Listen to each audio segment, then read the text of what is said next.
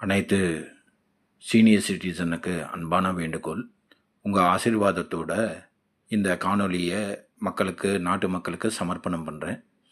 இதில் இருக்கிற கருத்து என்னென்னா, இந்த காணொளி மூலமாக மூத்த குடிமக்கள், சீனியர் சிட்டிசன்ஸ் அவங்க பெற்ற வாழ்வில் பல்வேறு பயணத்தின் போது அவர் பெற்ற ஞானம், திறமை, அறிவு இது எல்லாமே வளரும் தலைமுறைக்கு நீங்கள் உங்களோட செயல்முறையில், வாழ்வியல் முறையில் இனி வர காலங்களுக்கு கொடுக்கணுன்றது தான் இதோட நோக்கம்.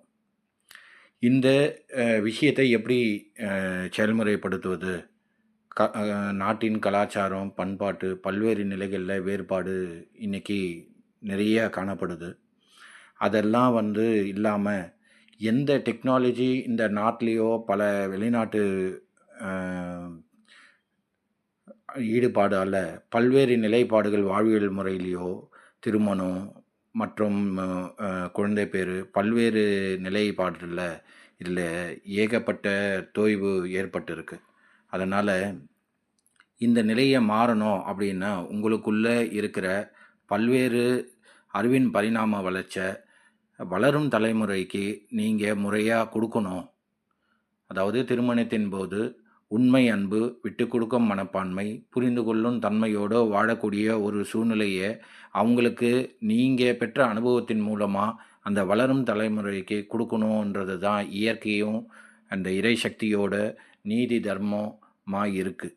இதை நீங்கள் முழுமையாக செயல்படுத்தி நாட்டு மக்களின் நலனுக்காக நீங்கள் பெற்ற அனுபவங்கள், நீங்கள் பெற்ற அறிவின் மேன்மை வருங்கால சன்னதிக்கு கொடுக்கணும்.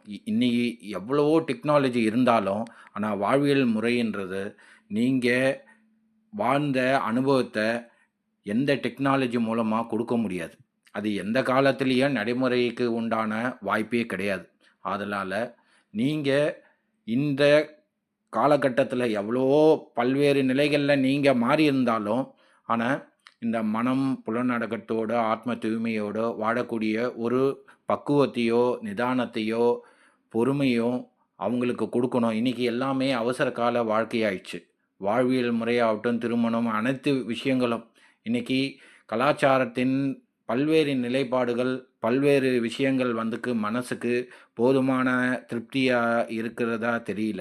அதனால் இந்த பொறுப்பையும் கடமையும் உணர்ந்து நாட்டு மக்களுக்கு நல்லது நடக்கணுன்ற ஒரே காரணத்துக்காக இந்த காணொலியை சமர்ப்பணம் பண்ணியிருக்கேன். அனைத்து சீனியர் சிட்டிசனும் ஒத்துழைப்பு கொடுக்கணும்னு அன்போடு கேட்டுக்கிறேன். நன்றி, வணக்கம்.